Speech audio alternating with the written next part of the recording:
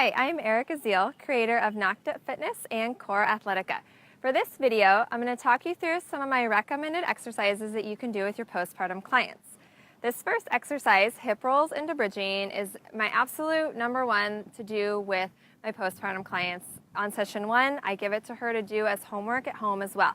Not only is it good to help her start to activate her abdominals in a position that puts less stress, but it also helps open up her low back, stretch it out, and turn on her glutes and hamstrings. Okay, so to get her into these, you're gonna still approach her as though she's pregnant. Have her go on her side first and then roll to her back. That way she's not putting a lot of stress on her abdominals that are just weak and stretched out, and if she has a little diastasis. So regardless, you're gonna approach it the same way. Have her roll onto her side and then onto her back. Okay, feet hip width apart, and you're going to encourage her to exhale, pelvic floor activates to tuck her pelvis, then her glutes activate as she goes to press up, okay? Once she gets up here, watch that her ribs don't do this, because then she's gonna pull in her back. So encourage her to exhale to connect her abs up here, and then on the next exhale to roll all the way down nice and slow. It'll get her to have to use her core a little bit. And then back to neutral. So neutral, remember, is when her pelvis is parallel to the ground.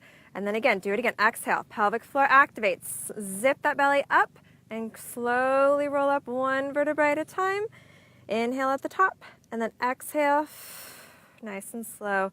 Articulate, control with that core to roll down.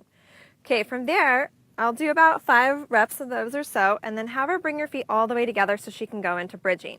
So with the bridging, it's a lot more focus on her glutes and hamstrings. I want to encourage her to stay in a neutral position, activate her glutes and hamstrings, and she's going to lift straight up in a neutral position and doing some little tiny pulses here just to help turn on those glutes and hamstring muscles. So have her do 5 to 10 of these, and then she's going to go into single legs, which is so good now. So she's going to activate her quad, pull it towards her so she turns those abs on a little bit, and then doing little pulses, okay? Nice and slow through here, doing 10 to 20 of those at a time. Try to encourage her to stay up, to switch, even out her sides. And then on that last one, legs together, she's going to slowly articulate and do a hip roll all the way down back to neutral. Okay, and then have her roll to her side to get up from there. Okay, so it's gonna feel really good for her and an absolutely good warm-up exercise for her. This next one, which you've seen in my prenatal as well, as forward rolls, but I'm going to change it a little bit. So now that she's postpartum, we want to work on reactivating and getting those abs back. I teach these more as a pulse, so forward rolls, but more with the pulsing. So you want to start her with the ball nice in front of her. Inhale, tall, exhale. She's going to tuck her chin. She's going to go all the way down and arch so she stretches it out, right? This feels good for her back. Then she wants to exhale. It's pelvic floor, deep core to tuck her pelvis and not just clenching her glutes. Then she's coming up about halfway. Tell her to go to a position where she really can feel her deep core activate, and then doing little pulses up. Exhale. The breath is super important here. So it's exhale, pelvic floor, zip that belly up, doing little pulses. So not only does it feel good for her, hopefully she can start to feel some core activation, but it's also stretching out her low back. Have her do, 10 pulses or so from here, and then come all the way up and encourage her to use those deep core abdominal muscles and lengthening up. So this is also a very good postural one. You can take her through that sequence through several sets, and it's, again, going to feel really good for her back as well. Okay, so those are 2 key warm-up ones. Now on to the fun, more workout exercises is going to be our curtsy lunges. So I like curtsy lunges. I like to teach them on a single side first, and then you can combine them if you like. So when you're doing a single curtsy lunge, encourage her to start to rotate. So she's using her ribs, her deep core muscles, and really sticking her booty back there. So she's getting all those muscles that have kind of weakened during pregnancy to turn on and activate. And then exhale as she lifts, reaching up, turning on that outer hip. Watch she's not forward into her hip flexor. You'll see that a lot. So encourage her to go back farther if she needs to. And then it's back down. Encourage her to rotate with that core. And then exhale to lift. And you may find you may have to have her hang on to something right off that first session or two so that she has a little more stability to help her activate those abs. So even out both sides, and then you can also alternate as well. Okay, squats with frontal raises. It's a good full body exercise just to start to turn everything on. And one, you want to make sure she can do a simple little squat pulses before she can move on to these.